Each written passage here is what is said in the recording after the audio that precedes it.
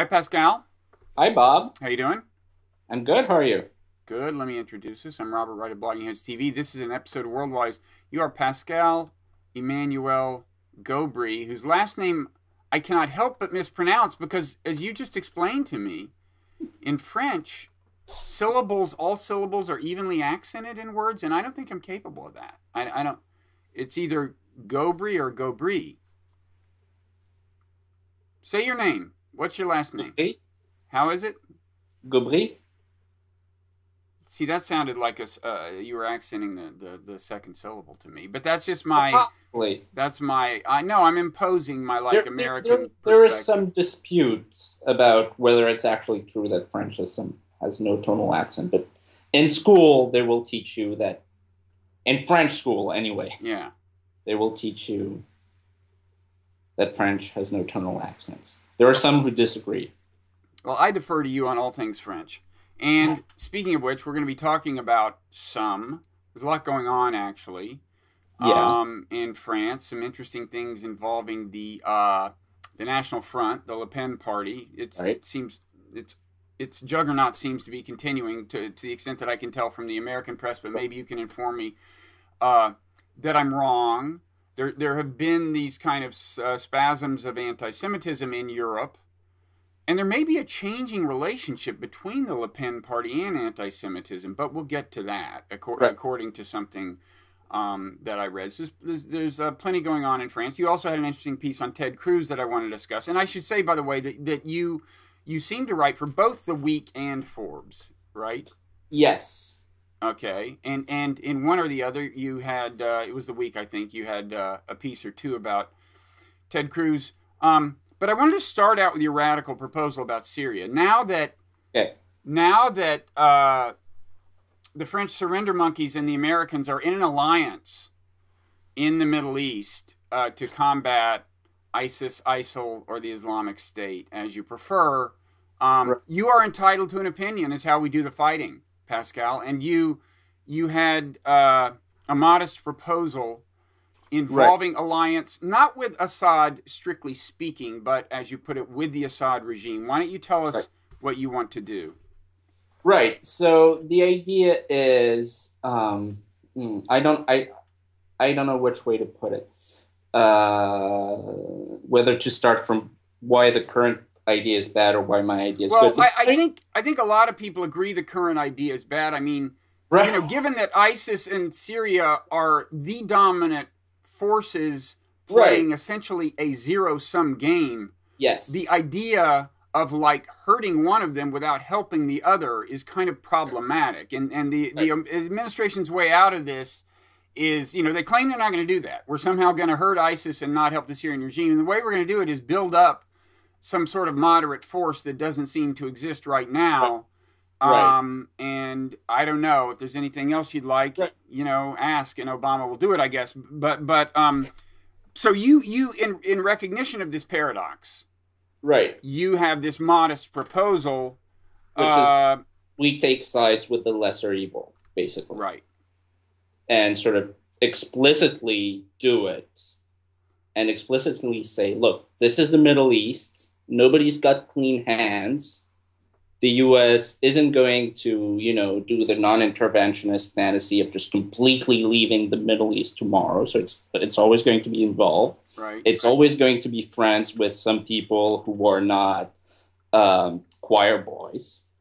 The Assad regime is, it enjoys killing civilians and all the rest, but it's also a secular regime. It's also a regime that's led by a religious minority, and so it has an interest in preserving, in having some form of religious toleration.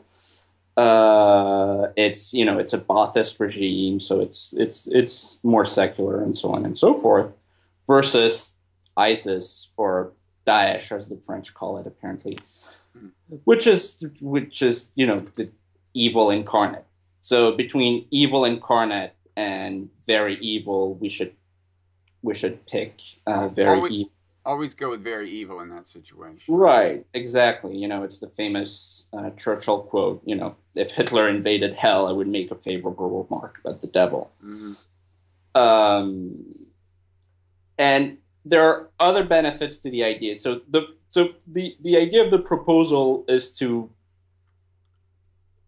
go to the top generals in the Assad regime and say, number one, get rid of Assad. Number two, basically, we're going to give you full support in exchange for the following. Get rid of Assad. And can I interrupt you at this point and say that I think so far you're not proposing anything all that different from the administration policy. I mean, what they've said is Assad must go, and they've talked about transition, you know, it has to be some transition to a post-Assad government. I don't think they're right now feeling very picky about what form the transition takes. I don't think they're calling for democracy. So I think so far you're on the same page with the administration. Now you're going to say some things that I think would distance you from almost everyone else who is proposing something like what you're proposing. Go ahead.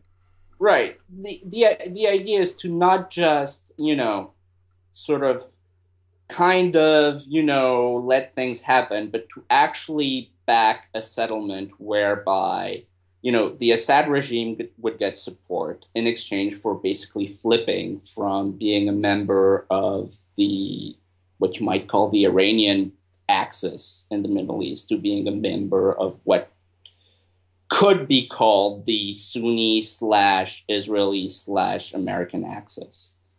Although that would be a kind of risky way of putting it. But anyway. So they would have to break with Hezbollah. Hezbollah itself being in alliance with Iran. And of course, one problem there is, I mean, just at least in terms of the way it looks, is Hezbollah has been vital in defending the Syrian regime. Yep. So right away, you're talking about turning on its most important ally on the ground. Yeah. Not to mention its most important patron, Iran. Right. Which is why the U.S. incentive has to be more than sort of, you know, wink, wink, nudge, nudge. We sort of hit your enemy and then look the other way and then blah, blah, blah. It's got to be, you know, we're going to give you money, give you stuff. We're going to, you know. I think you're going to have to give them a lot of stuff. You know, you're going to tell us where all the Hezbollah positions are, and tomorrow they're all going to be blown up. So we're asking them to... That's the only way to get out of this. So we're asking the regime to turn around and not just sever ties with the ally that has saved it so far, but to actually kill them all. Right. Okay. Keep going. This is fascinating. You know, sometimes things like that do happen. I mean... yeah, well, you mentioned Hitler. I mean, he turned on the Russians. They happen. That might not be the best precedent. Like, let's do it like Hitler. Not the one you would favor, probably, no. Right. The benefits for the Syrian regime would be that it would get to win its civil war because of the combination of various forms of U.S. support, mainly money and air support and airstrikes. And over the long run, that it would get to be part of sort of it would no longer be a pariah state, longer term. The benefits for the U.S. is that instead of a fantasy moderate army which doesn't exist and which, if conjured up out of the sand, will be completely ineffective, just like the U.S.-trained Iraqi army, which fled the battlefield against ISIS despite having a 5-1 numerical advantage and an advantage in weapons. Because, you know, just training people out of thin air doesn't turn them into a fighting force. The Syrian government has an actual army that knows the terrain, knows Syria, knows what's going on. They just don't have enough of an air force and enough money to be able to decisively win.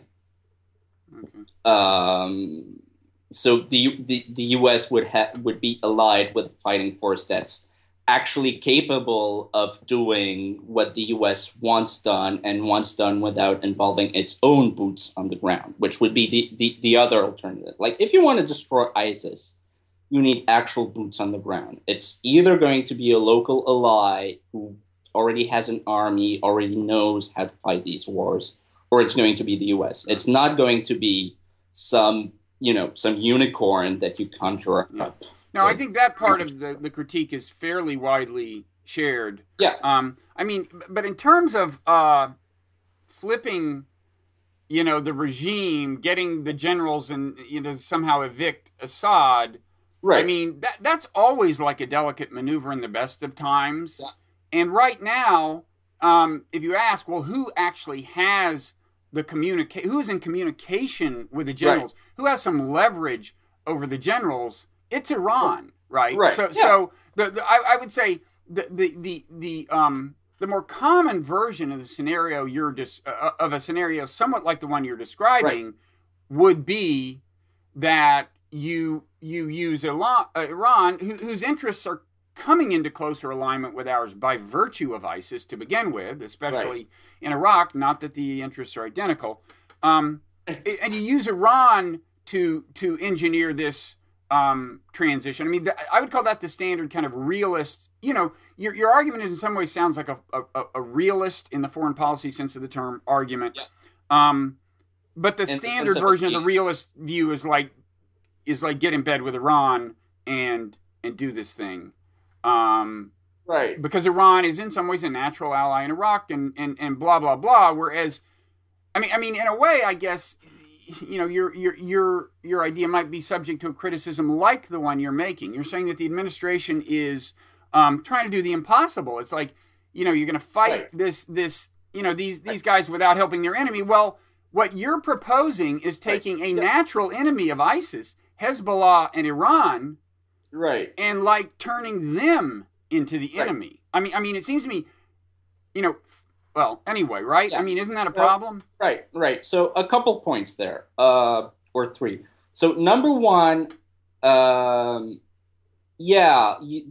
a realist case for allying with Iran against ISIS. The problem with that is, number one, the cost that Iran would ask has been too high. I mean, it's a thing we saw come out. There was this report that Iran might ally with the U.S. Against ISIS, and then it was denied by the Iranian authorities, saying, not in so many words, but essentially like, we want a better nuclear deal if we're going to do this. Yeah, they're saying that. I mean, that's a bargaining position, but And I mean, the other wider ramification is that the U.S.'s Sunni allies are already extremely jittery about the fact that the U.S. has gone more dovish towards Iran, to the point that many of those Sunni allies are wondering if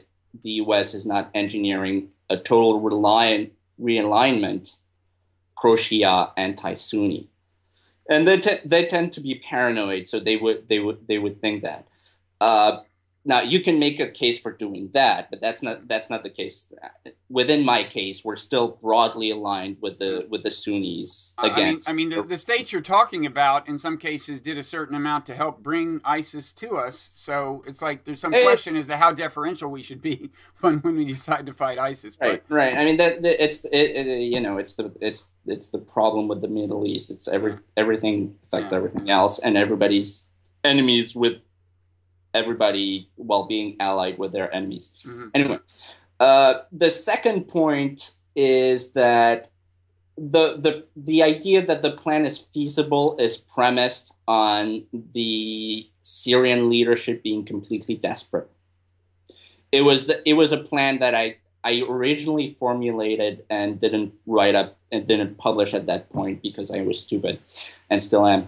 That I originally formulated around the time when they started using chemical weapons, meaning around the time that they were clearly getting completely desperate. Right. And clearly, Assad and his cronies were seeing themselves like Gaddafi being dragged around by a mob and dying that So way. this is basically a pre-ISIS plan adapted to an ISIS age. Right. So it's premised on the idea that, I mean, this is clearly something that the Assad regime would not do if they were not desperate. Right. And they are less desperate. I mean, they're slightly less desperate today. Because we're bombing ISIS. Right. Right. Yes, that makes them even less desperate. Yeah. So I mean, they're not not desperate right now. So they would have to be at the right level of desperation. Okay. Number three, yes, it's a plan which is unrealistic in many ways, but then again, unrealistic stuff happens all the time, especially in the Middle East. I mean, the 6-Day War was an unrealistic plan. Like unrealistic things happen all the time. Okay, so Nixon going to China was unrealistic until it happened. Yeah. So there's a kind of a transition here to the Ted Cruz subject, which is that, right? Of course, ISIS persecutes Christians, which right? I think you'd say is accounts for part of your help shape your view as a Christian, right? We can sort of contrive a transition there, but in my mind, the sort of what's the best thing for the U.S. and the Middle East, and what's going on with Middle East Christians, and in my mind, they're separate. I mean, there are points of alignment in the sense that okay, less genocide and murder is good for the U.S., good for the Middle East, and good for Christians, but it's not. Okay. So I'll weaken the transition and just say that you can do it. Okay, here's my transition. See what you think. So there's persecution of Christians in the Middle East, largely by ISIS, at the hands of ISIS. There was a gathering of these Middle Eastern Christians in the United States. Ted Cruz attended the gathering, and they were here, I assume, partly to draw attention to their plight, perhaps largely, and to lobby for help. Anyway, you take it from there. What happened at this? This was a few weeks ago, and you wrote about it. Right. So it was called In Defense of Christians. It featured representatives from, as best as I can tell, every single Christian tradition, certainly every single one that's present in the Middle East, which in itself is quite noteworthy because there's bad blood between many Christian denominations, but also the Cardinal Archbishop of Washington, the Catholic Cardinal Archbishop of Washington D.C. was there. So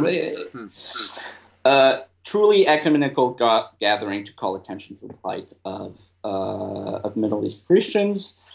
Many political figures invited who spoke. And so Ted Cruz was invited to give a keynote. And instead, I don't know how to describe it. But basically, he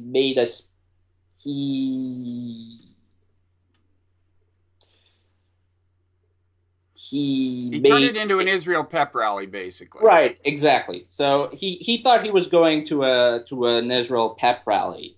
I mean, there's some question about that, right? There's some people who think he cynically played this. He found out in advance. Right.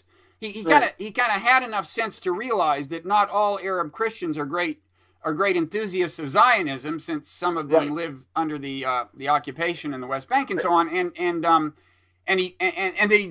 he calculated a way to kind of antagonize that element of the audience and then turn it into a display of his pro-Israel bona fides, right? That's one theory. Right. So yes, that's probably the most likely theory. So right before the conference happened, some right-wing blogs said some of these Christians are bad people and Ted Cruz is going to speak to them. And so the explanation would be that he contrived this to make himself look good and look like he was confronting a bunch of anti-Semites. So what happened is that he launched into a rah-rah pro-Israel speech, and which was at first politely received, right, for a time. Right. Yes. Again, from every reporting we have, like a bunch of other politicians went there, U.S. politicians who said a bunch of pro-Israel platitudes, and they were always warmly received. It's just that that was the only thing he said, and he hammered on it, and so on, and he started getting booed a little bit, and then more. And then he essentially said, "You're a bunch of anti-Semites. I'm out of here," and dropped the mic and left. Yeah, what he literally said was, "Well, if you won't stand with Israel, I won't stand with you." And he walked off the stage. And later he said the room was full of anti-Semites. Oh, did he? Hmm. Right. Okay. Which one would imagine the Archbishop of Washington would have noticed, since he was one of the people in the room. And I mean,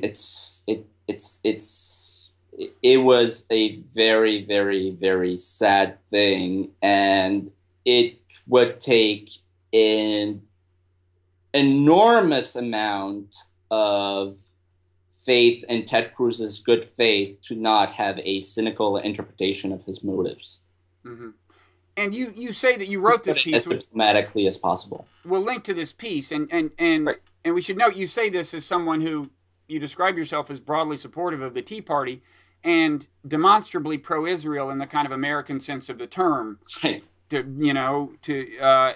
Yes, I can be a very rah-rah person as yes. well. But as somebody else put it, if somebody is bleeding to death on my floor, I'm not going to say, "Well, how do you feel about Bibi?" Yeah, like there's something just grotesque and. Mm-hmm. I'm trying to find a not too harsh word. We'll link to the piece, the critique of Cruz, but then you wrote a second piece arguing that standing up for these Middle Eastern Christians could be a political winner. Right. Yes. I mean, so the sort of the absolutely. I mean, there's no question about it. There's, it is true that some Arab Christians, particularly in the West Bank, are not fans of Israel. It is true that if you want to run this kind of purity test, you can do this. The problem with that is that it's insane because it's number one, it's the Middle East, so nobody's got clean hands, and number two, these people are getting absolutely slaughtered, and to hold them up to an impossible standard of purity before you will help them is morally indefensible and idiotic. Mm-hmm.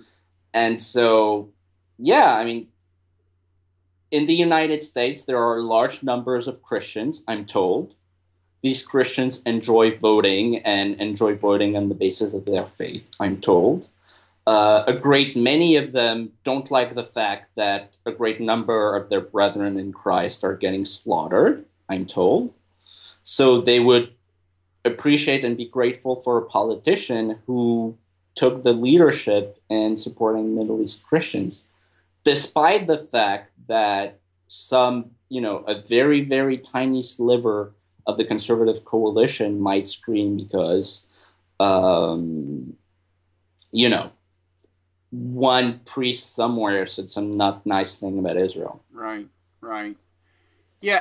Do you sense much ferment in that regard? I mean, you sense in the American Christian. I mean, I know you're in France, but right. we do have the internet. Do you sense right. The Christian community in America, or some big segment of the Christian right. community? I mean, thinking especially the conservative Christian community, rallying right. behind Middle Eastern Christians and having that shape their views on Syria and so on. Absolutely. I mean, it's a widespread phenomenon.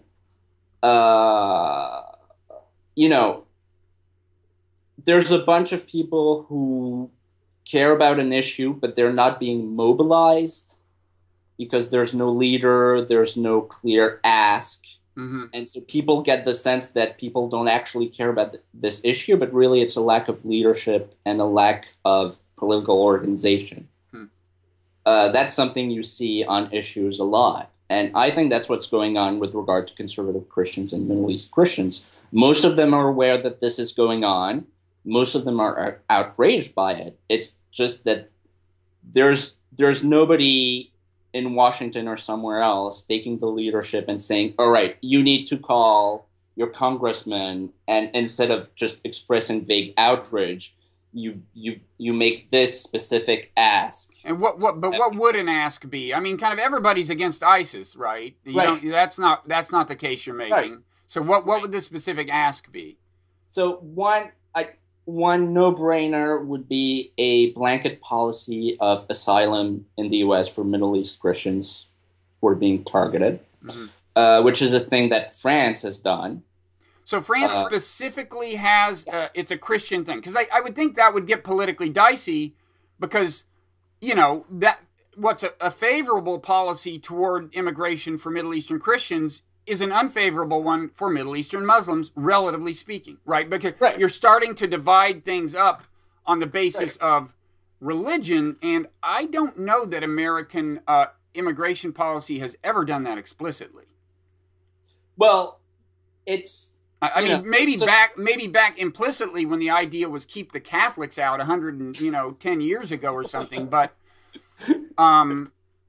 anyway, it would be. I think it would be controversial. Maybe. Right.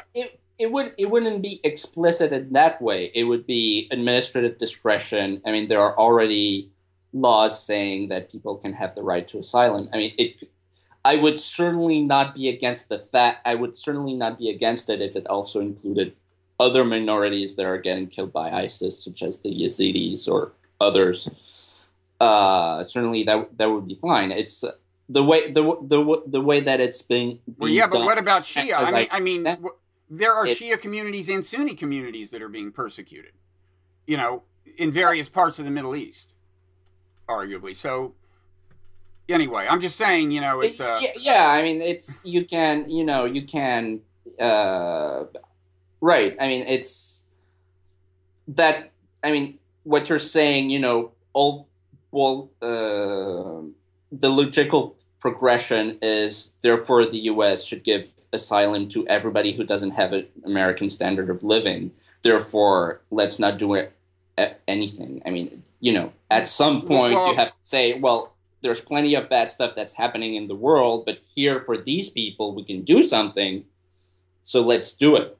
Right. I'm just saying I think there is a history of dividing these quotas up by nation, but I'm not aware of one history of dividing them up by religion. And that raises a different... It would the way it would actually work would be to say people in these regions who are being oppressed because of their religion, and the way it would shake out in practice is that it would be mostly Christians and, maybe a few other minority Muslim sects, which I mean, personally, I wouldn't mind. Like, I'm not trying to turn this into a parochial thing. It's like I'm not gonna, if some Yazidi or Alawite or whatever gets in, I'm not gonna kick him out and say you go back to die because you're not right. But there is resistance politically to broadly Muslim immigration, Sunni Shia. Well, hey, that's a good segue. We're not talking about importing millions of people, right? But that's another good segue. I was going to say in both the United States and in Europe, there is on kind of either security grounds or other grounds there, whatever. But speaking of this, the National Front Party in France. Very kind of anti-immigration, and the main concern seems to be Muslims. I gather I read, I think it's today in the New York Times, there's a piece about how they're starting to kind of seek power at the local level, getting mayors elected, and some of these mayors seem pretty far right, or whatever you want to call it, pretty not very friendly toward Muslims, and also a couple of National Front members were elected to the upper house of the French Parliament, I think, for the first time. Yep. So this is kind of the new National Front in the sense that it's no longer Jean-Marie Le Pen, but his daughter, whose name I guess is pronounced Marine. It's spelled like Marine, and in the sense of U.S. Marines. And so, first of all, like they're on the roll. It sounds like. Yeah, that's one word for it. They're on a roll. They're doing very well. I mean, it's to be expected. The unemployment is extremely high. Growth is very low. France does have a large immigrant population, which always, tends to cause resentments and whatever you want to call it. When you also have economic stagnation, there is a problem with crime in many neighborhoods and so on and so forth. I mean, all the ingredients are there. Mm-hmm. So, plus the fact that Marine Le Pen is a very talented politician, very skillful. Yeah. And I was kind of surprised to find, that now traditionally it's an anti-Semitic party. Her father, I think, was actually convicted of Holocaust denial, maybe, which is a crime in France, right? Yeah, he was convicted of some. Yeah. So, but then I read that actually she's trying to turn over a new leaf and actually attract Jews to the party. Yeah. I think on grounds that they have a common interest in fighting what they call the Islamicization of France. Right. Yeah, that's basically the idea. Yeah. So is it ceasing to be? Because there is. Is it ceasing to be an anti-Semitic party? I mean, is that working? Are people ceasing to think of it that way? The Front National, I'm not sure it was ever explicitly anti-Semitic. It was. It certainly has roots in elements of the French far right, which are themselves descended from essentially the Vichy regime, and even before that, the anti-Semitic hard right of the Dreyfus Affair and so on. Mm-hmm. So there's that lineage, but the reason, those people are like 0.5% of the population. That's not why the Front National has never scored less than 15% for 25 years, mm-hmm. With one exception. And Le Pen said a few various anti-Semitic things once or twice to sort of. This is the father. Right. Yes. Uh-huh. Jean-Marie. I'm sorry. Either to quote unquote shore up the base, or just because he's himself crazily anti-Semitic and he can't help himself. I don't know. Or to appear a martyr when he's rebuked or whatever. It's not the case that the National Front was, like saying anti-Semitic things every day until 15 minutes ago. Although Holocaust denial is a pretty extreme thing. It's like did he really deny the Holocaust? No. It's a very complicated. Okay. He's the verbatim quote is that he called the Holocaust a detail of history, and so it's like Holocaust minimization. Right, and then he later defended himself because he said that he was asked about gas chambers because he had made a joke about gas chambers. It's not funny, and he said that he was saying that the fact that the Nazis used gas chambers, that is a detail of the history of the Holocaust. He was not saying that the Holocaust itself was. So, I mean, it's this very sort of Okay, does sound. There's no question that Jean-Marie Le Pen, made anti-Semitic sounding noises. But it's also not the case that he was, that he was speaking like a Nazi all the time. Mm-hmm. Right. I mean, that's the kind of nuance I wanted to say. I mean, there's no question that he said anti-Semitic things. It's just that it's not, he wasn't wasn't like Charlie Chaplin's dictator all the time. That's just although he wasn't alone. I mean, there was somebody else in the party. There was somebody else in the party convicted of somebody high ranking convicted of Holocaust denial. Sure. There's been. I'm not trying to minimize it. I'm just pointing out that most of the deal is due to general populism rather than specific and more like increasringly what you might call xenophobia. Yeah, sure. If you wanted to, but is increasingly not directed at Jews, right? As a practical matter, and that so now there has been, as I said, kind of a spasm of anti-Semitism. Over the summer, there was a fair amount of attention paid to this. It's not. It's more than a spasm. I mean, it's always been happening. There was probably more of it happening because of the war in Gaza. Not directly occasioned by, or however you want to say it. But it's been going on and subtly growing for many years. I mean, speaking for myself as a Catholic, if you speak to anybody who is involved in Catholic schools, they will tell you that more and more Jewish families are signing up their kids for Catholic schools because they know that in Catholic schools, as opposed to public schools, their kids won't get arrested or beaten up for being Jewish. I mean, it's a real thing that's going on. And is the anti-Semitism is more than before coming from Muslims? Yes, almost exclusively, yeah. Mm-hmm. And is that true in Europe? Muslims, it's coming from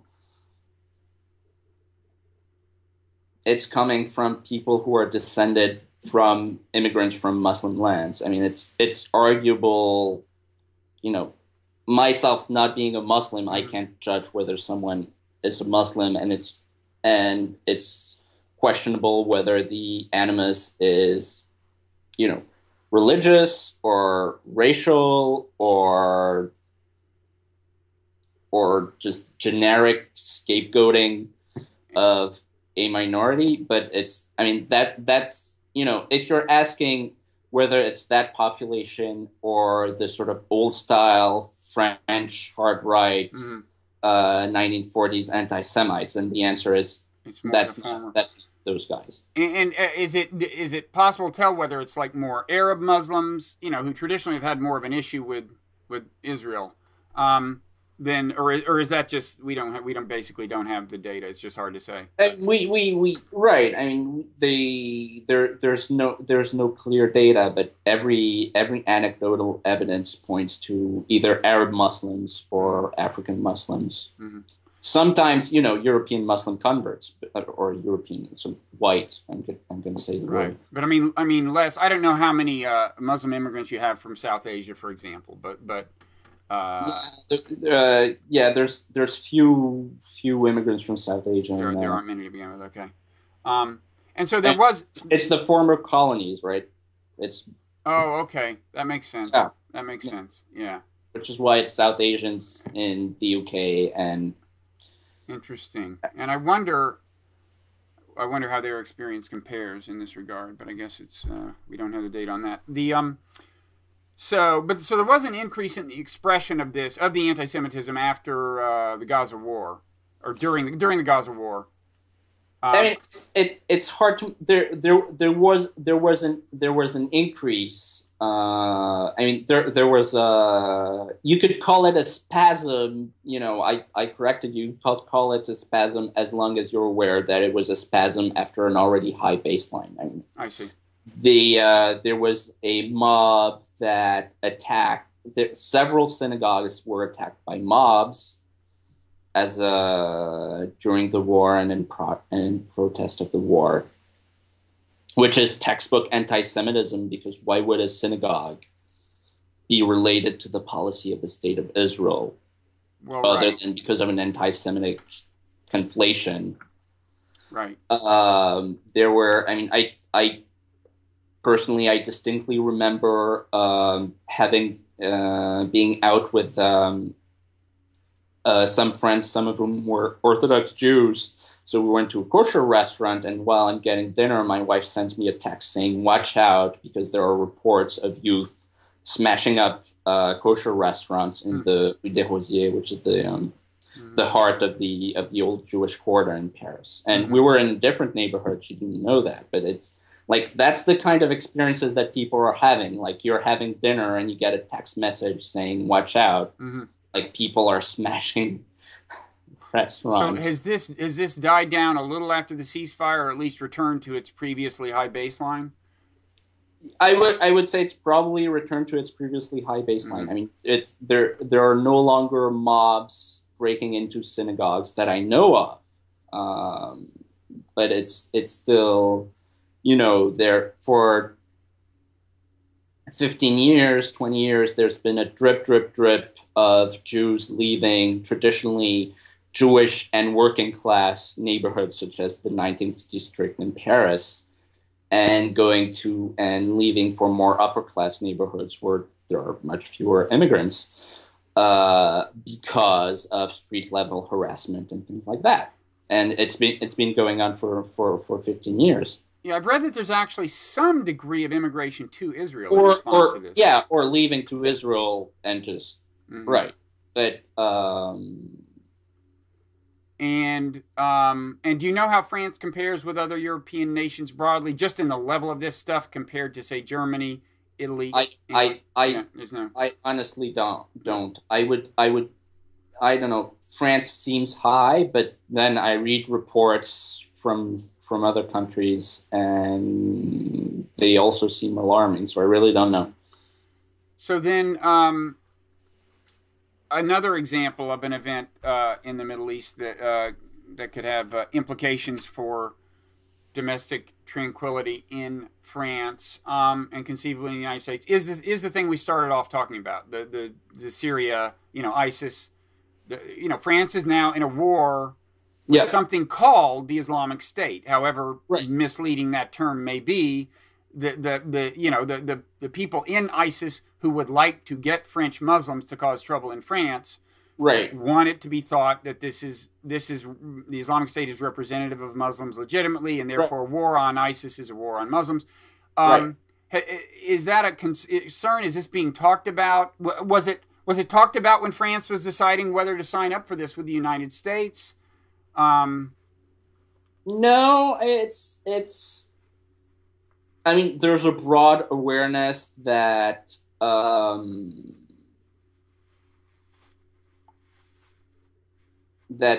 Islamic terrorists are going to use this kind of rhetoric, and they're going to encourage it. But I think there's also broad awareness that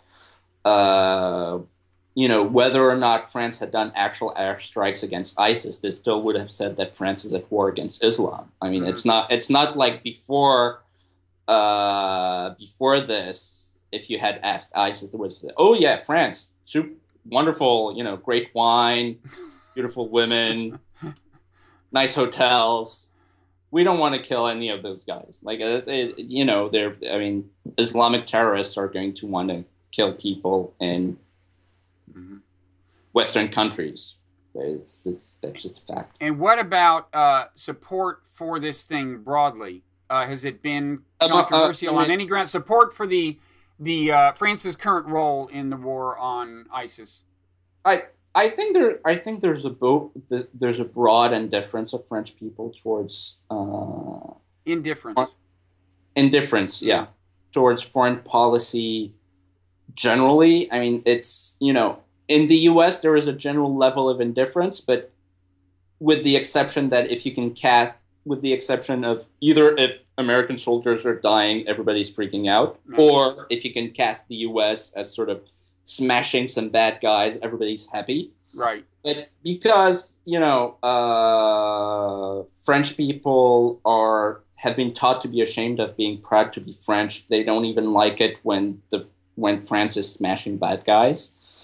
And because the French government is extremely precautious about not putting soldiers in harm's way, There are virtually no casualties. I mean, there's been, France has been in Afghanistan for well over a decade, and I don't think French casualties even number in the hundreds. Yeah.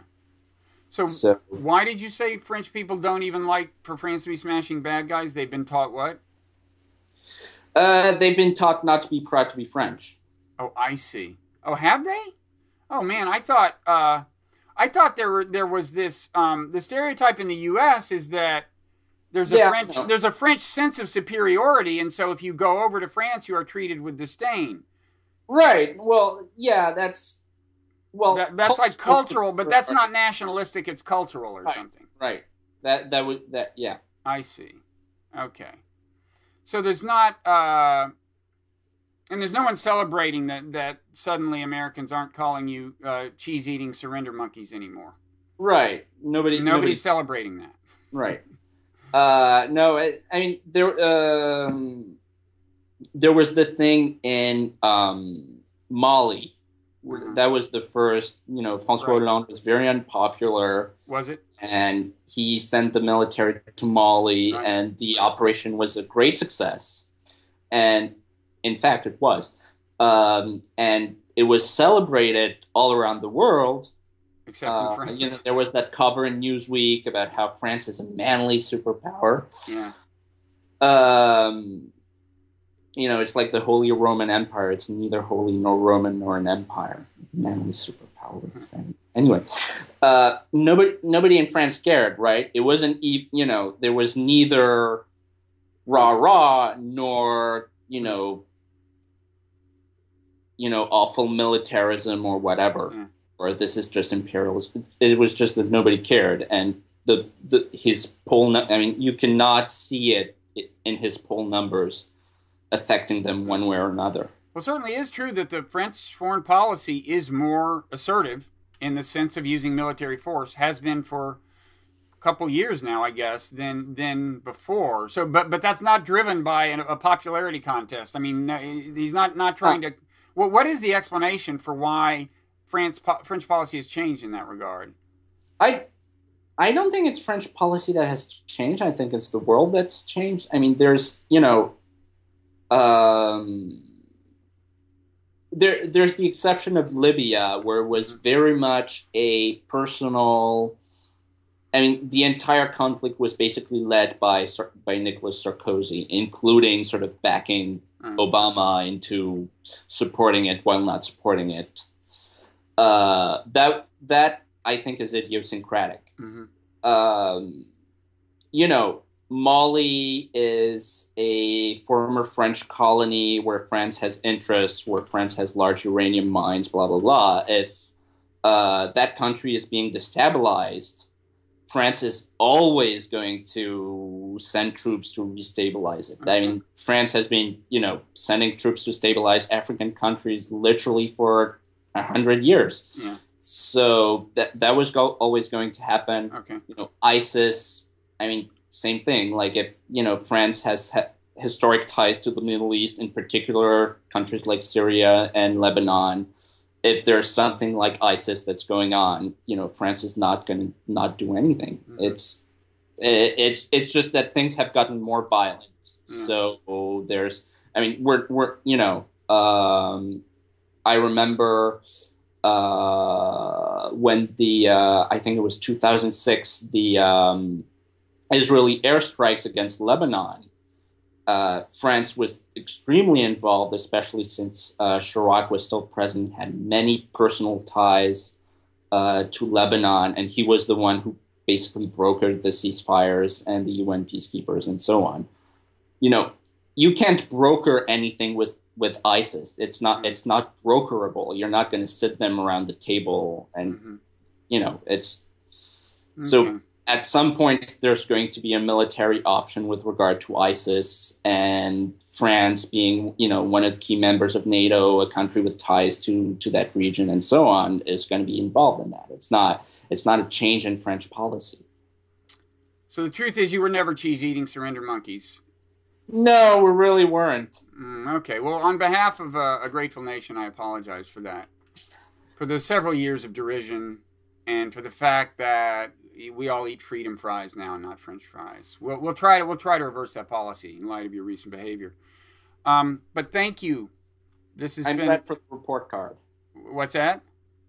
Thank you for amending our report card. Yeah, well, I'm doing my best. I mean, there's a lot of anti-French sentiment out there to fight, but I get up every day, determined to do what I can. That's good. You will be rewarded with much wine and cheese and foie gras.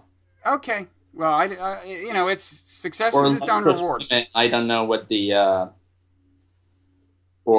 I don't know what stereotypical French thing you're interested in. Lingerie, I don't know. Yeah, that's it actually. Yes, could you? Yes. Okay, I will call the government, and you will receive lots of lingerie. Government issued lingerie. Yes. I find that really an exciting prospect. Yes, maybe we should take it off camera at this point. Okay. Well, thank you for this. We'll link to your pieces on Ted Cruz and your Syria piece, which I think are all in the Week, and people can read you in the Week or in Forbes. Thank you. All right. See you next time. Bye.